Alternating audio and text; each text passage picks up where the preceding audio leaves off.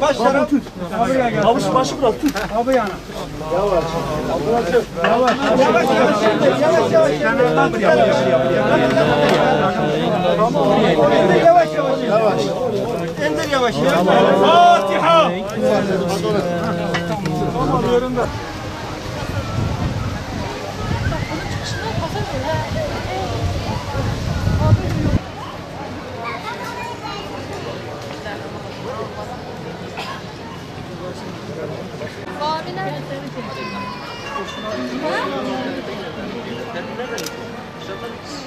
Peygamber Efendimiz Aleyhisselatü Vesselam buyuruyor diyor, bir alim bir alemdir.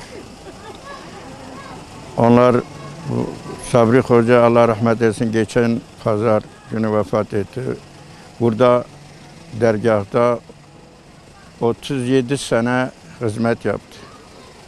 Alim talebeleri çok ve dergahta da defin edildi. Allah gani gani rahmet eylesin. Bir de Aziz hocamız gerçekten Urfa'nın medarıydı, iftiharıydı. Aşı evi, yani ben yanlış olmazsam 30 seneye yakın bu aşı evi çalıştırdı. Çok fakirler orada. Belki 6.000 insan orada aşı eve götürüyordu. Allah gani gani rahmet eylesin. Bunların yeri inşallah var, talebeler var dergahta. Şimdi mesela dergahta bizim hocamız Orhan Hoca var, Allah razı olsun.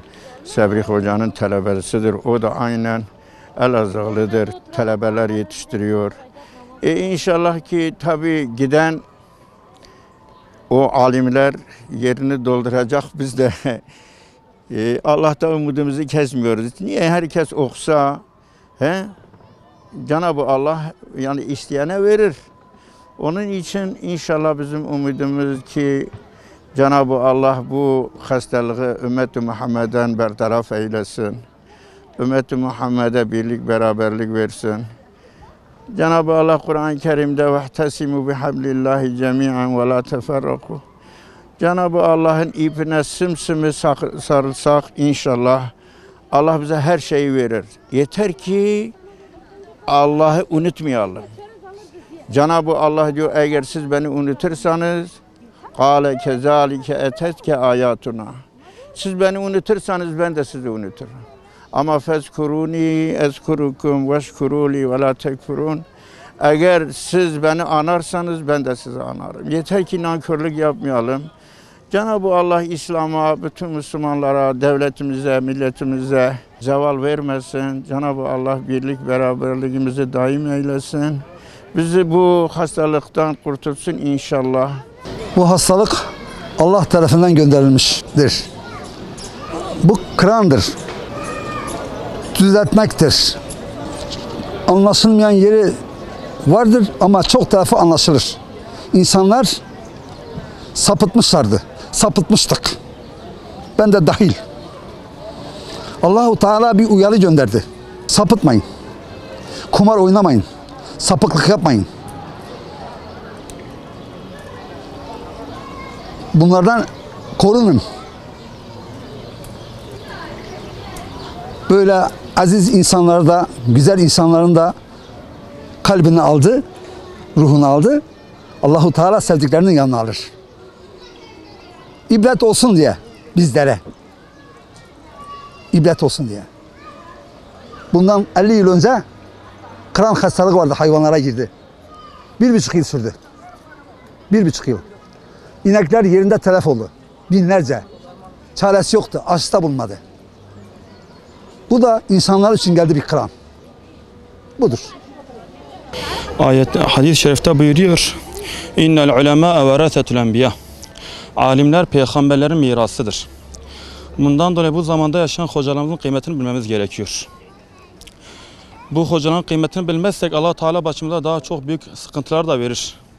Hadis-i şerifte yine buyuruyor ki, yani bu şeylerin çıkması, bizim bu koronavirüsün çıkması insanların işlediği günahlardan dolayıdır.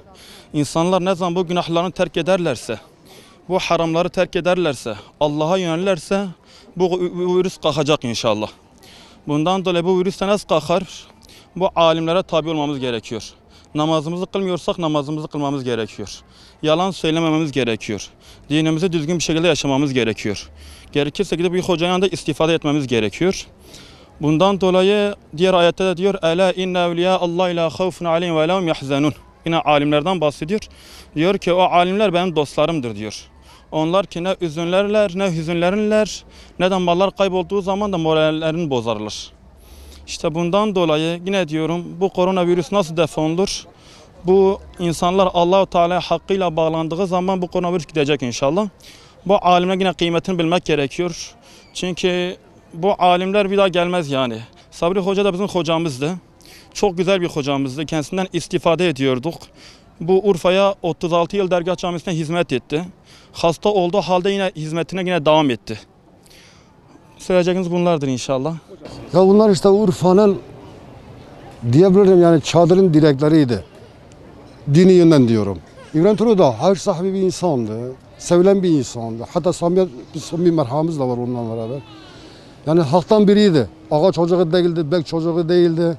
Feodal değildi. Kendi tırnağıyla bu dereceye geldi ve geldiği yerine de getiriyordu. Çevre komple kendisi. Herkes kendini seviyor. Allah rahmet etsin. Mutlaka dolar da hani büyüklerimiz yerimizi tutabilir miyiz? Şimdi bazıları mesela ben rahmetli babam var anlatıyorlar. Babam böyle ya babamızın yarısında hareketleri yerine getirsen yine bir bereket versin. Yani yeri tutmak zor. Şimdi Sabri Hoca'dır, Mustafa Hoca gibi bunlar büyük alimlerdi. Allah rahmet etsin. İnşallah gelen gençler var.